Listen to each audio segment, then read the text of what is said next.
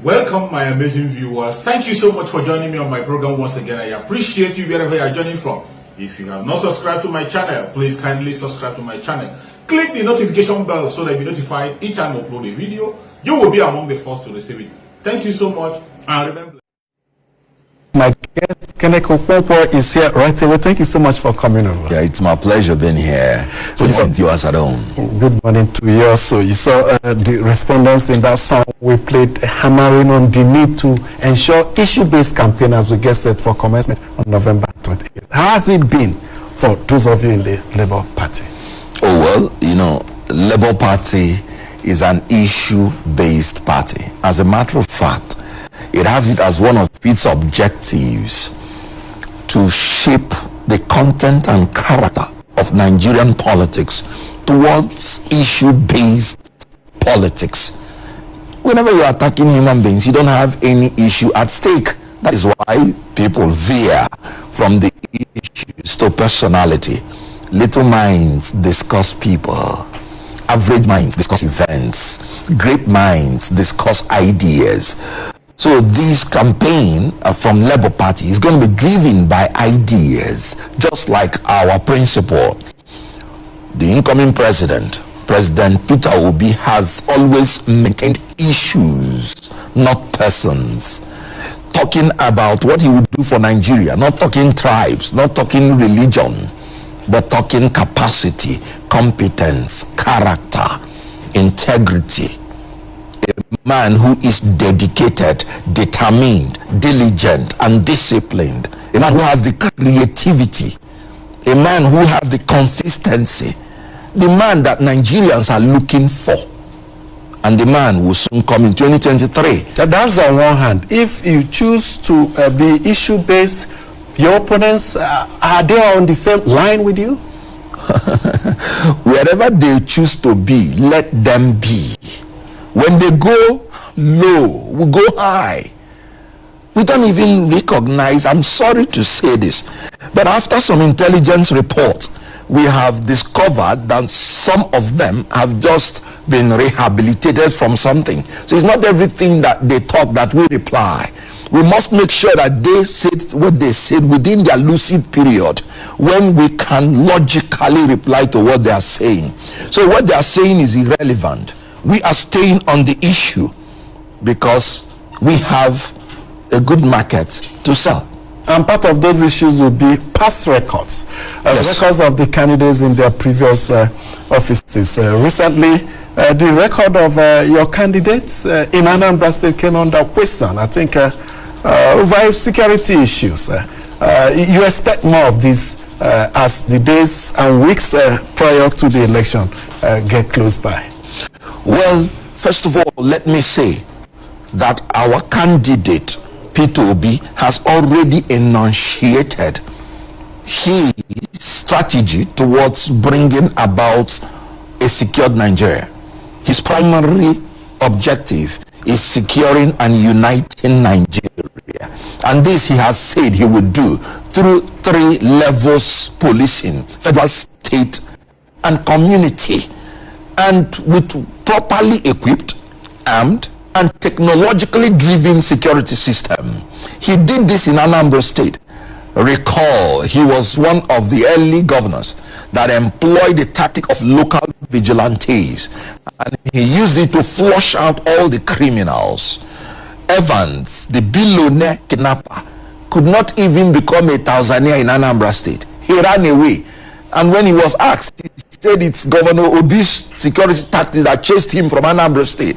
And he dwelled in other states that are pretending to be fighting crime and became a billionaire in that state. And he was arrested in that state. Yes. And prosecuted. After living like a billionaire, living right under their nose for many years, the state that purports to be the center of excellence, they could not even manage the security situation of their state. So Peter Obi is a man who has been known to use what he has to deliver excellence for the people. During his years, recall that the Inspector General of Police, Abubakar Mohammed, rated Anambra State as the most secured and safest state in Nigeria. For the 5 years of Peter Obi's regime, there was no one bank robbery that was registered by the confession of the IGP. So when you're talking about such a man of excellence, when he tells you he will secure Nigeria, he will secure Nigeria. In this present government, I have a friend, and I will call him by his name so that you can inquire. Comrade Farouk Dasama from Kebbi. His mother died. He couldn't attend the funeral ceremony of the mother. They told him not to come because terrorists have taken over his city and have formed openly tolls. They have toll gates. They have checkpoints where they collect money and kidnap people. So people submit to them and they will tell you how much you will pay. In Nigeria, he was told not to come.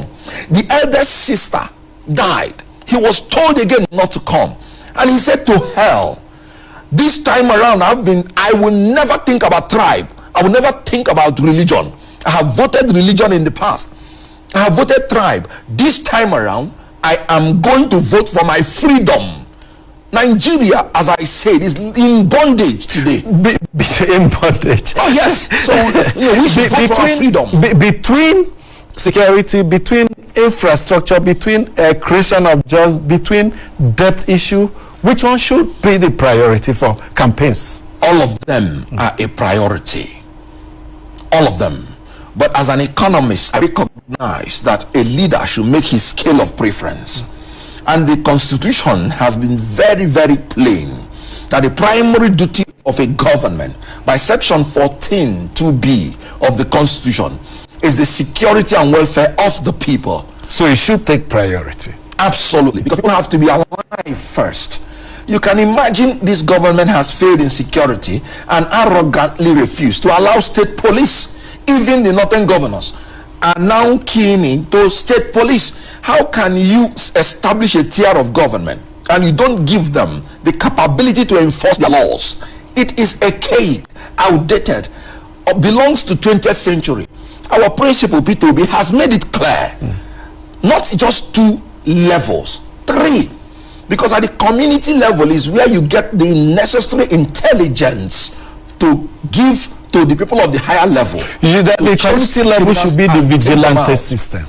Whatever name you give to it, I am always reluctant attaching nomenclature to issues so that people of different ethnic background, people of different idiosyncrasies can give their own name to whatever they formulate within their community to give it the greatest bite. So we are talking about a nation that is in their need of security, and this government has failed, and they built their failure on the failure of PDP.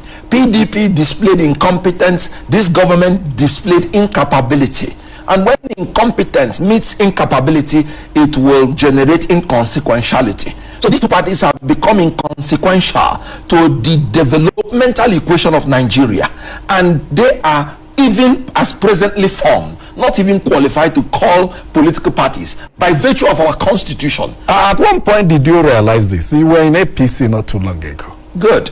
I was in this station being interviewed by Benga Relugbe in Jigsaw, and you can go back to it. I told him I was angry with my party. Then I was still in APC because I said APC had 6 years of grace to tackle terrorism, and the reason being that terrorism arrived in Nigeria by 2009 and PDP stayed 6 years after that. So after 6 years in power, you have no moral authority to refer to PDP as being responsible for your failure in protecting lives and property of Nigerians. And so I told them I was angry with my party. And when they brought this issue of obnoxious nomination form, that is 100 million naira, who even purported comrades that are supposed to be defending people paid, even when they know they will not contest. For you to know the level of corruption insensitivity that they have matured to. So I have been angry with APC because my loyalty is to Nigeria first and foremost, and not to any political party, not to any human being. So my loyalty to Nigeria overrides every other sectional individual loyalties. And here I am, because Labour Party has offered me that opportunity for a new beginning. In Labour Party, as you know, the aims and objectives, section 8, subsection C, to create a new Nigerian personality that will be patriotic, altruistic, transparent, committed to due process and rule of law in governance, in industry, and in all spheres of our national life. And they are exhibiting it, and they have it as their objective to promote rapid technological and scientific advancement that will bail Nigeria out from underdevelopment. Do you and those that moved within the shortest possible time? Some of you that moved into the Labour Party, do you share in the manifesto of the Labour Party? For instance, the Labour Party is very clear on with its position on fuel subsidy. Yes. Your candidate Peter Obi has made comments in the past that he will remove fuel subsidy. Yes. And some people have said there appears to be a gulf between his position and that of the party.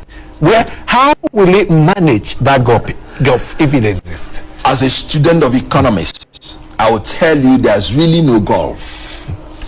When NLC was talking, when Labour Party was talking about not removing fuel subsidy, what they were saying is not that they cherish you're paying our money to import the product we are producing. They are simply saying you cannot transfer the consequence of your inefficiency and incompetence for the workers to pay. So corruption is what they are adducing that is making Nigeria to pay fuel subsidy. Now, if you remove the fuel subsidy and you tell the Nigerian people to pay 1,000 naira per liter, they are telling you no. You are punishing the Nigerian people for the corruption of the people in oil industry, because we didn't have any need to pay fuel subsidy in the first place. Not that they are enjoying that you're paying our money to foreign companies for a product that we have. Now, Peter Obi is saying, and he has done it before, I am going to eliminate the corruption in the oil industry.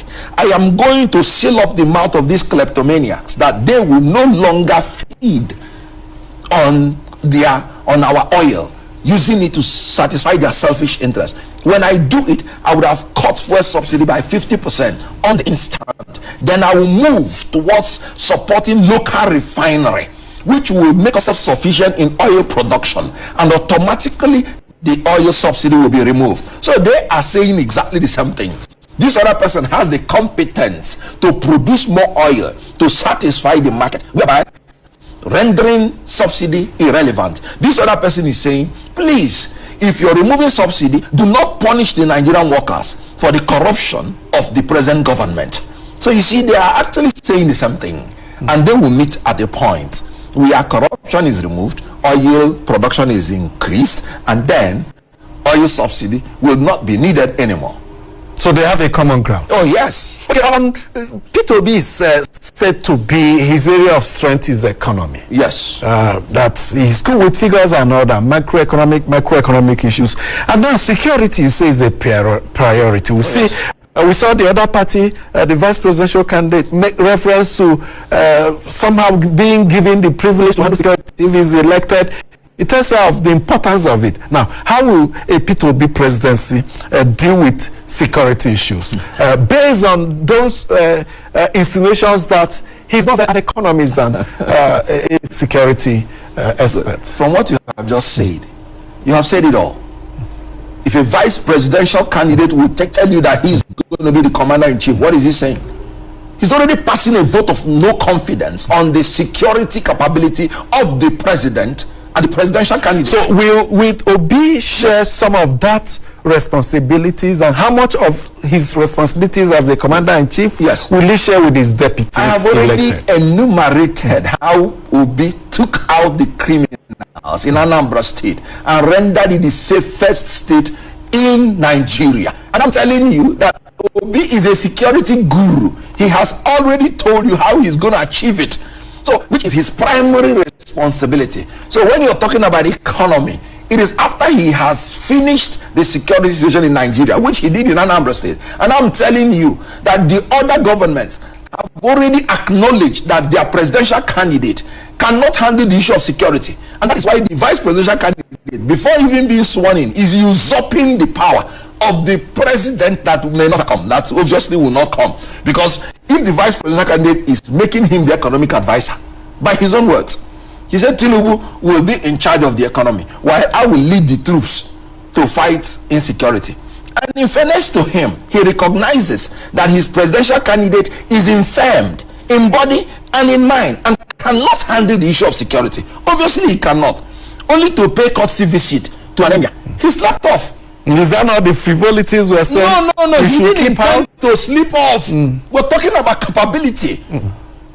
His body is yearning for rest. He didn't intend. They say he slept off. It's a call of nature that we are answer to at some point. You are talking to me now as I'm going to interview and nature calls me and I start sleeping, what do you take it as? Normal? This is morning. We're talking about night vigil. We see even senators in the chambers also answer to the senators stay from morning till night and at times overnight. If it is a night vigil, I will tell you that I myself will even sleep off. When we did our convention in APC 2018, I was in charge of the venue. I stayed there for 48 hours. Nobody saw me sleeping on the stage. And you went to do a courtesy visit, and right there you slept off, and you're telling me, no, we're talking about, should that be an issue? It is an issue. We are stressing, and if you take a look at our topic, ensuring issue-based campaign. It is an issue. Convince me how it will be an issue. First of all, rather than a frivolity. No. The job of the president is mentally stimulating and physically very, very exerting. A man who is not physically fit cannot handle the post. If you are applying for a job, you have the job specifications, and in the job specification, if you don't fit in anyone, it is an issue. We're talking about the post of the president, who is supposed to manage people with and through people. Physical capability is there. Go and check your constitution, section 144, section 2. Physical agility. Physical. Is it in there? Oh, very well. It is so much in there that even if you had become president and you lose your physical ability to govern, because the cabinet alone can take you out. The same constitution empowers the president to delegate powers to vice president, to ministers, to special advisors. Did the constitution not envisage that the president is in a position to delegate a lot? Oh, very good. You know why? You cannot give what you don't have. When you talk about delegation, you're delegating the mentality that you have. You're delegating the leadership style that you have. You're delegating the physical vivacity that you have. Delegation means you cannot do everything at the same time. And so some people would have to help you do some. It does not mean you are not to be capable of doing certain things. When you're not capable of doing anything, you're not capable of delegating. We have suffered a lot from infirmity of presidents. Recall President Umaru Yar'Adua.